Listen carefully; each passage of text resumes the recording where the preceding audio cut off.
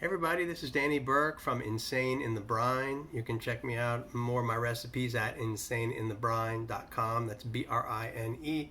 And I also this week released a cookbook, the first of hopefully more to come in the future. That's available on Amazon. That's the Insane in the Brine, the official cookbook. And today we're going to focus on the theme of harvest, which is a really good one. If you live here in the Georgia area where I am, I mean, almost any time of year, if we are talking about harvest, there's definitely going to be plenty of things to talk about. And right now, as we're getting really close to September, I mean, we have all the things that I planted in spring that, if they make it to this point, it really can come to life again as the weather starts to cool again. Some things can be cut back and they get a whole second wave, or you can do a late planting of a lot of things and get a whole other bumper crop. And then other things just start to come in really well now, also that I planted in the spring. But this is really the time that you're going to get the abundance, like from okra. This year it happened to be eggplants are kind of coming in late, and they're just doing so well right now. So, you know, if we had done this video a month or two ago, I probably would have been doing cucumbers or tomatoes. But in this case, it's going to be eggplant, which for me is a little different. I don't necessarily plant them every year. It's something that I don't necessarily think, oh, this is one of my favorite veggies. But I try to do different things when I've grown it, try different things, and just coincidentally, recently I was asking my father a lot more about my great-grandfather who owned a Romanian restaurant in the Lower East Side in New York, which I knew that, I guess, but never really got a lot of details about it. And I started really asking him to think about what he remembered eating there and what was served. And I mean, it just seems to be, it was really traditional, popular Romanian food, and eggplant was a huge part of that. Just a really popular staple food in Romania, and in particular, just this salad that everyone makes, the Salada De Venete, which is eggplant salad. And I mean, it's a close cousin to baba ganoush, which I've had much more. I've had baba ganoush for years now. I lived in Israel and traveled the Middle East quite a bit, so that's something that I've been making and really enjoy. And this is similar. It doesn't have the tahini in it, which is part of baba ganoush, and it's not mashed up quite to that level. We wouldn't put this in a blender. I mean, you could, but traditionally it was cut up with a wooden knife, which I talk more about later.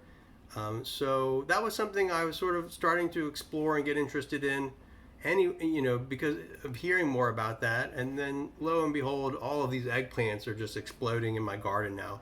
So I went for that. I did a fermented version, and then I also did a version that was not fermented just to compare them, and I learned some things from it because, like I said, I don't work with eggplants all the time. And so what you'll see is a learning experience for me, and hopefully for you too. To go along with that eggplant salad, I also made a Kefir cheese flatbreads, which is very similar to a recipe in my cookbook, which is a labneh flatbread. And to be honest, if I had to compare, I'd say the labneh flatbread, I feel like has a little bit better result, but the Kefir cheese flatbread, very good. I enjoyed it, and it was the first time making it for me, so I think in the future I could keep working with it and make some improvements.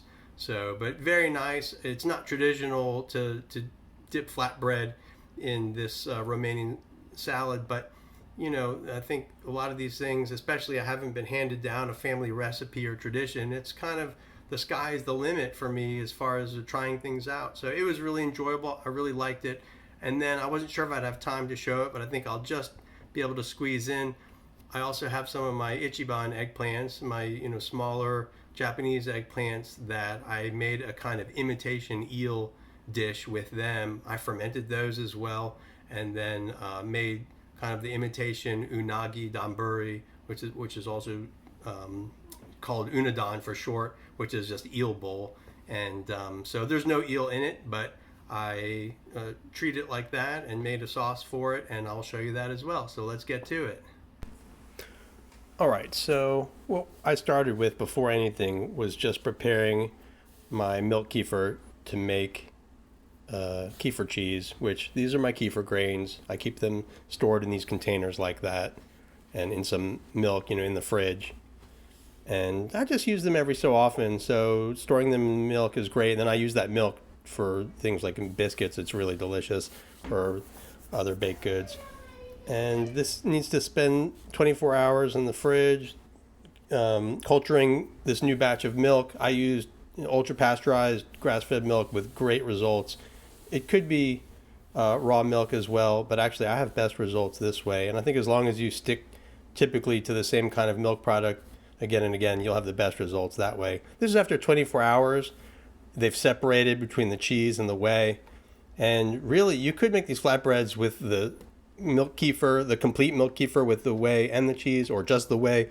But I wanted to see what it was like with just the cheese because, as I said before, the labneh really gives a great fluffiness to the flatbreads.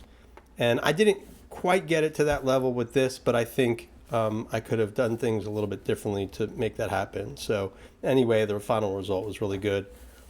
So this is done now, and I'm using my strainer to separate the cheese from the whey, and that's going to spend another night, maybe not necessarily 24 hours, but overnight in my fridge, and then it will be complete.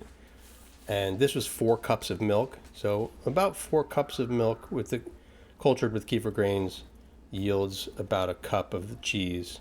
Can be a little more or less depending, but usually about a cup, and that's pretty much what I was looking for.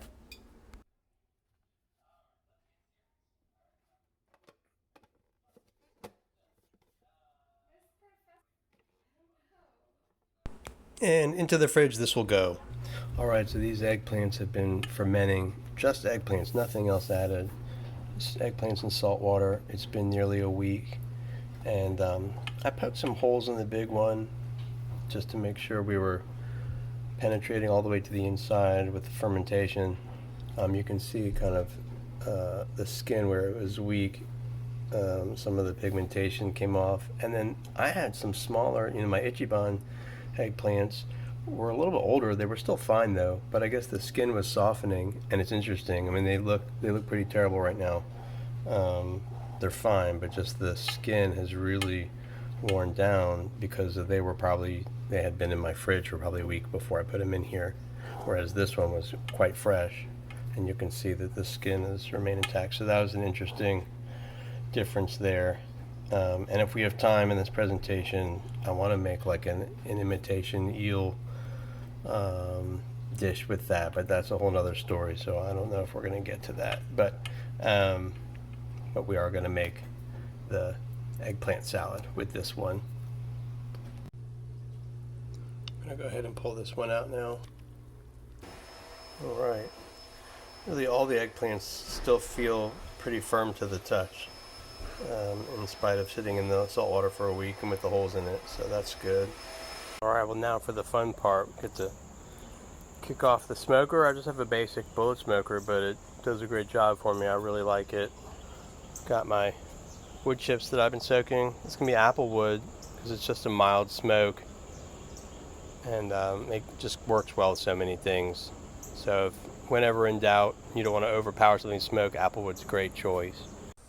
Alright, it's getting pretty ashy gray now. I think we're almost go time here. Okay, they're on there. I'm going to let them go for about a half hour, flip them, and then we'll take it from there. Alright, flip these after about 30 minutes. We're going to go about another half hour. Here we go. These are nice and ready. They've been in here a while actually because I had to run. I didn't pull them out when I was planning on it, but going longer is not a problem. And we can clearly tell this is the fermented one that I'd poked the holes, and this one was not fermented. Remove the skin on these and then let them drain for about a half hour. Then we'll go on to the next step. So this was the fermented one. I just want to, since we're going to compare these, I just want to keep them separate and track which is which so we can compare notes later. This will be the unfermented one. Just cutting, it's like cutting through butter. It's so easy. Yeah, that looks great.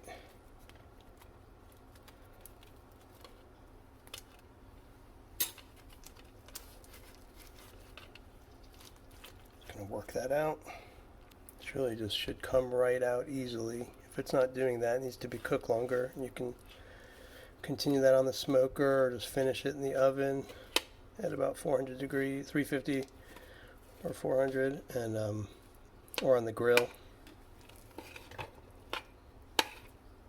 Alright, so we've got fermented and the unfermented, both smoked nice and soft. Alright, we've got my raw materials here to finish this up. My tools I'm going to use. I'm going to be adding this onion I grew in my garden. Speaking of harvesting things, I pulled a lot of these red onions about a month ago, and they've been just curing, so I'm going to pull off this skin and use that. Now normally all of this, well, not all of the onion, but some of this would go into, my 2 pounds of eggplant. I had 2 different eggplants, each one weighed about a pound. So whatever I would normally put in is going to be split into half. One will go into the fermented one, and one half will go into the other. So, and I'll provide all of the quantities, but just to give you an idea, me zesting the lemon. There's going to be some salt and pepper, but the salt I'm just going to add to the one that we did not ferment. It's not going to be needed, I don't think, in the fermented one because of the salt brine.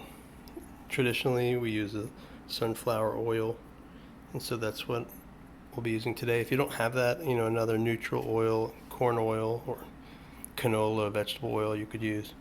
But good quality sunflower oil like this is a really good distinct flavor, so if you can get it, I would recommend that. I'm going to really mince up some parsley, get lemon juice and lemon zest in there, and so let's get started. So we'll start with the onion. This is such a beautiful little onion there, and I would normally use about half of a small onion like this for the 2 pounds, so it's really just going to be about a quarter of that for each of the 2 salads I'm going to make. Get that one done. Alright, these are done, just minced really fine, and wow, they just smell so good. Fresh onion like that you grow yourself is a great thing if you can do that, and yeah, it's making me cry. My eyes are watering here. It's just the real deal. Next, the parsley.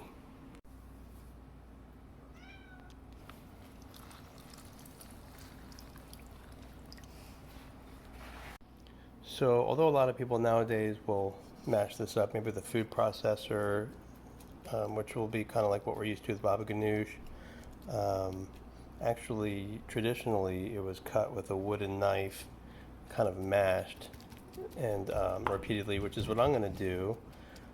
They would believe that at one point that using stainless steel on the eggplant was going to maybe have a reaction and make it turn black, so they avoided that. But I think it also helped to avoid cutting the seeds, and so it keeps the texture of the seeds, and that was part of the goal. So I'm just going to repeatedly go over this with a mashing motion like this, spend a few minutes, and we'll see if I can get it right. Then we'll add the other ingredients.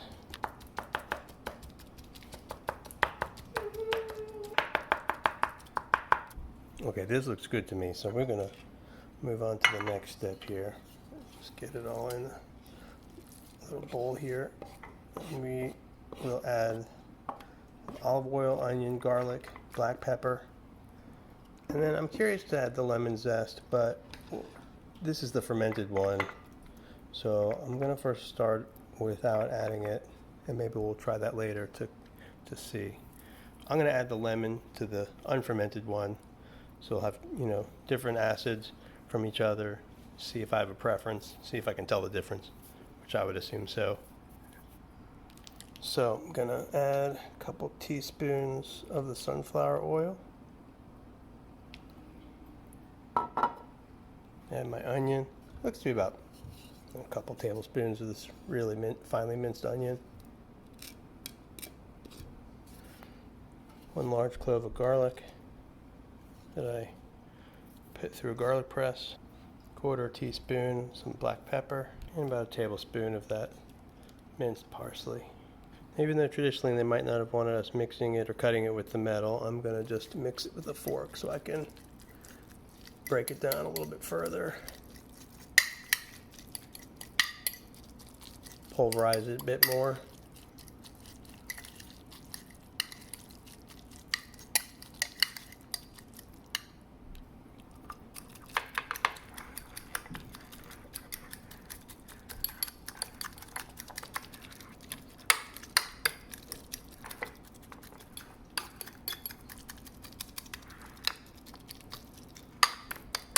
looking really good, smelling really good. Ooh yeah. So all right, there we have it. Take a little taste of that. I'm gonna make some flatbreads later with Kefir cheese, and I'm gonna really dip into it then, but let's just get a little sample now, see what I think. It's very nice. I almost think it could still use a touch of salt, so maybe adding that. And the ferment wasn't really that long, it was a week. There's not that much acidity. If I were to do this again, probably go a little, maybe at least 2 weeks, maybe 3 weeks. But it's very nice, I really like it. All right, we're gonna go ahead and just move this over to a little serving bowl and move on to the other one. That one will have the lemon juice and the lemon zest. All right, we're gonna do the quick version on the lemon one.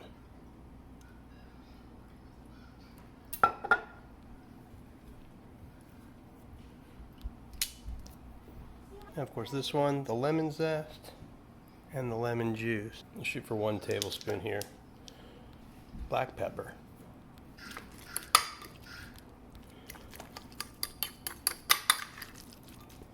Ah yes, let's not forget the salt.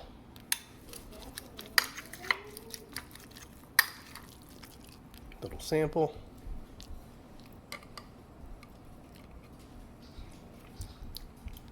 Well, I have to say the fruitiness of the lemon's really nice, so it's hard to compete with that.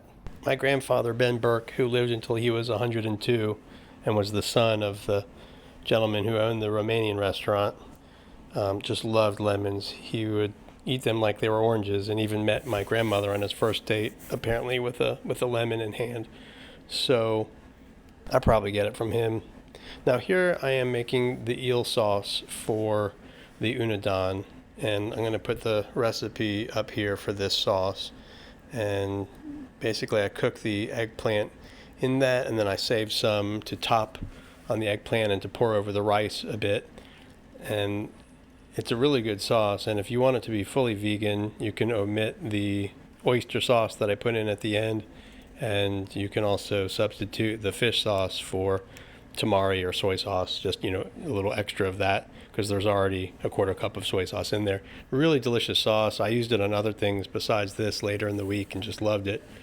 And I really liked this dish. Just if I was going to make it again, I would probably, besides fermenting the eggplant, I would also add the step of briefly steaming it, and I think that way I could cut it from the peel, and it might have more of a kind of appearance and texture of the actual eel. But it was great as it was, so that's just a side comment.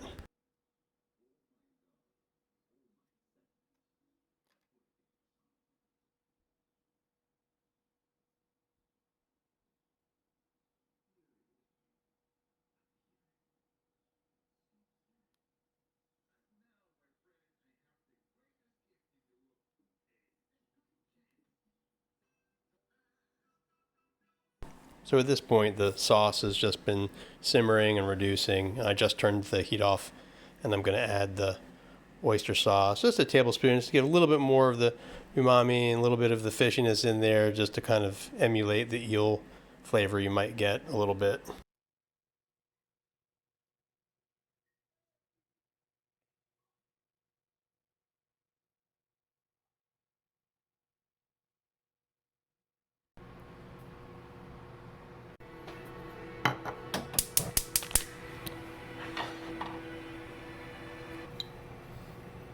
At this point, I'm just heating up some sesame oil.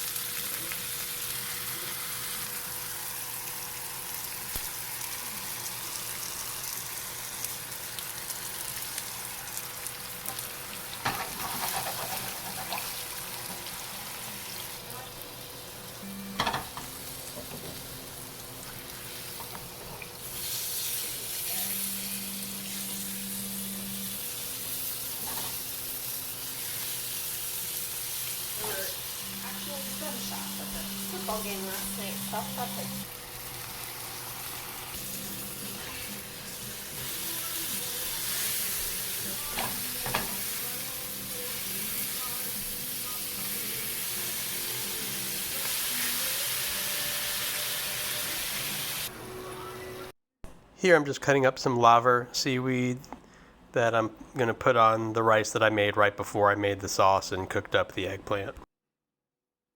And the oceany kind of flavor of the seaweed should help give this dish a little bit more of the flavors you would associate with eel. And here I'm just scoring the eggplant. I thought it would give it a little bit more interesting texture, maybe a little bit more like the eel. Although again, like I said before, maybe I would steam these in the future, be able to just pull the meat right off of the peel, and then it would give a lot more of an eel effect. But I liked it like this. I was real happy with it. And then also scoring it allowed some of that sauce I was going to pour on to kind of sink in a little bit more.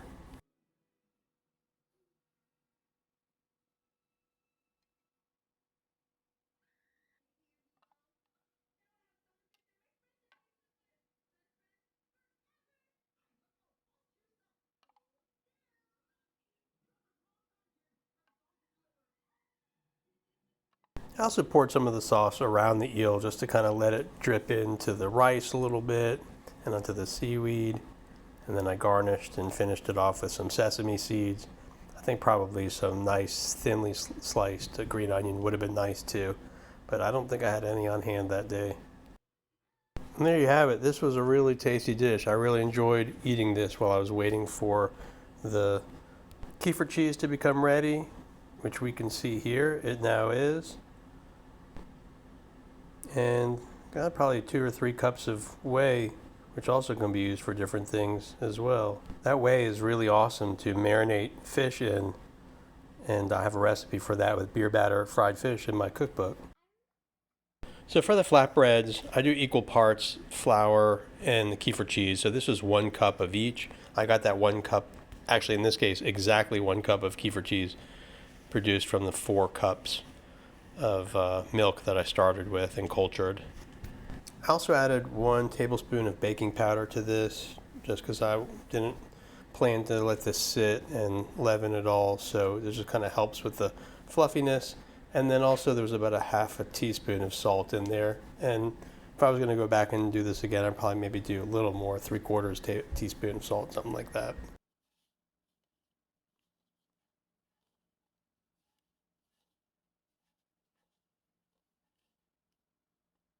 At this point, I'm just trying to get all of the components to come together into a ball.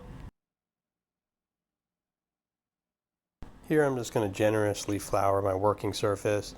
That cheese can be pretty sticky, and so I'm really kind of working that dough over this surface until it's not tacky anymore and it's not sticking to the counter. So, I'm just kind of pressing it and working out those sticky spots until it just feels like a nice, good piece of dough. And then I'm going to break it up into 4 pieces to make 4 flatbreads in this case. And I'd say this amount of dough for the flatbreads and the eggplant salads I made is good for serving of maybe 2 to 4 people. If it's an appetizer, then it could work for a few people. But if it's, a small meal, I think this is good for a couple people.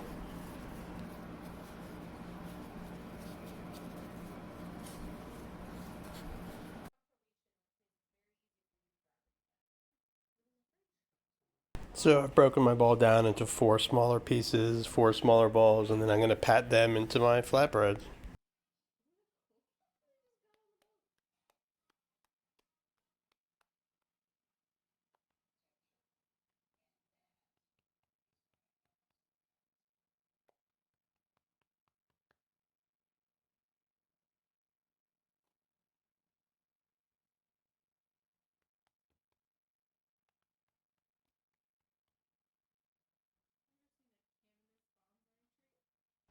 So my 4 flatbreads are ready, and I took this added step, which sometimes I like to do, just taking like some kind of nice oil or melted butter, or crushing a clove of garlic in it and just brushing it on the flatbreads as they're finishing up on the frying pan. Like I said, it's a totally optional step, just to add a little bit more character to it. And actually, after I was done, I was thinking it would have been nice to use that sunflower oil for these, since they were going with the eggplant salad I made. This was olive oil, but that's okay. It was really tasty and definitely added a little something to it.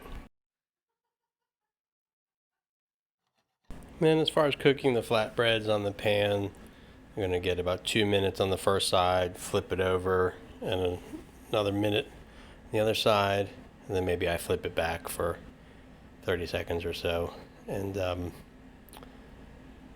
the first ones you put on seem to take a little longer. Maybe if you waited and got the pan heated up more, it'd be the same. But this first one took a little longer than the other ones.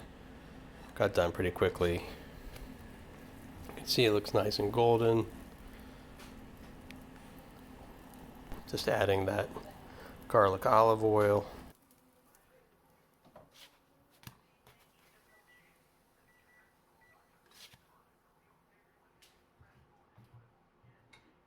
In this case, I was just cooking each one at a time, but I could have used my larger skillet and done maybe all of them or most of them at once, but either way is fine.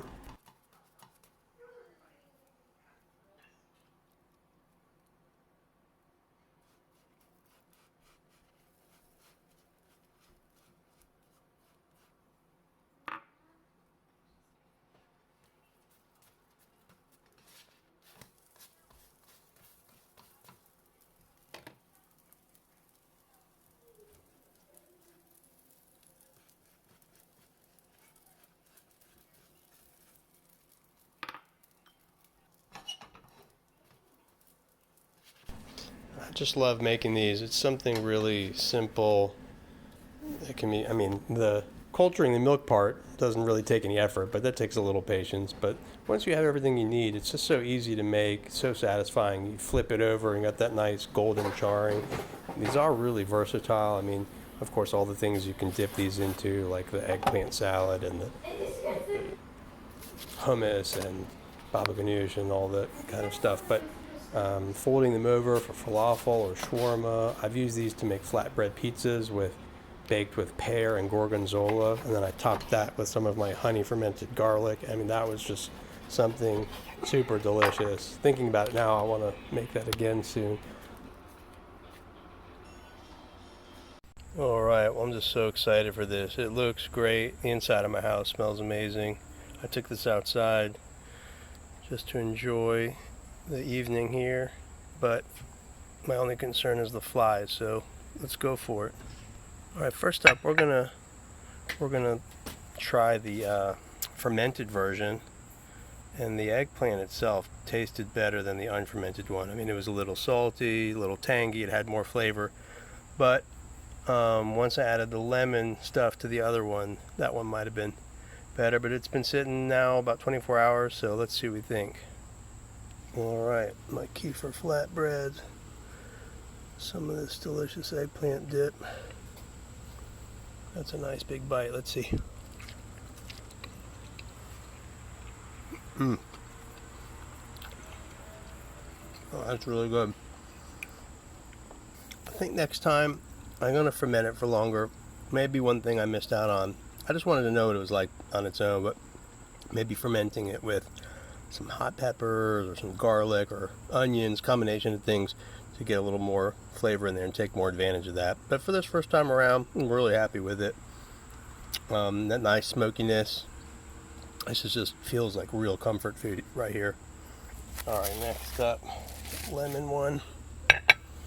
Just gonna kind of mix this up a little bit here. Alright, give it a shot.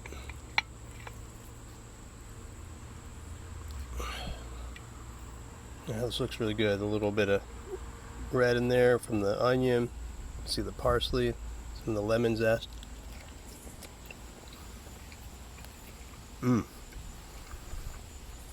Alright, so the lemon, without having done anything else with the ferment, but just a week-long saltwater ferment, I'd say the lemon's got it beat. We can always add lemon to the other one too. They are a little bit different from each other, but I really like both of them. I'm going to do one more thing with the fermented one to get a little different flavor in there. I'll be right back. But first I got to have one more of these. Oh yeah. All right. All right, so it's not as traditional, but another way of eating this that's gotten popular is to add in like some mayonnaise for this amount. And this was with a 1 pound of eggplant. I'm going to put in like a couple tablespoons. And this is real popular in Israel. I had that like that there several times and I always love it. But I haven't made it or eaten it in a long time. So I'm going to throw in some mayo.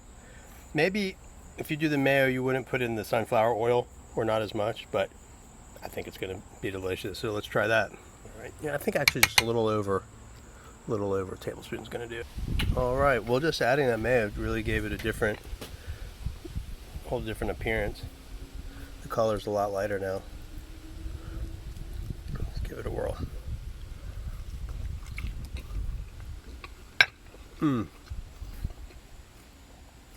That is fantastic. Mayonnaise, you know, if you're a liker or lover of mayonnaise, then you appreciate the good things it does. If you don't like it, not so much. All right, this is great. Well, now I've got two I really like because with the lemon, excellent. The fermented one has potential, but in the meantime, some mayo thrown in. I taste a lot like I remember it, but it's my own flatbread, so this is probably the best right here. I'm loving it. All right, thanks for watching.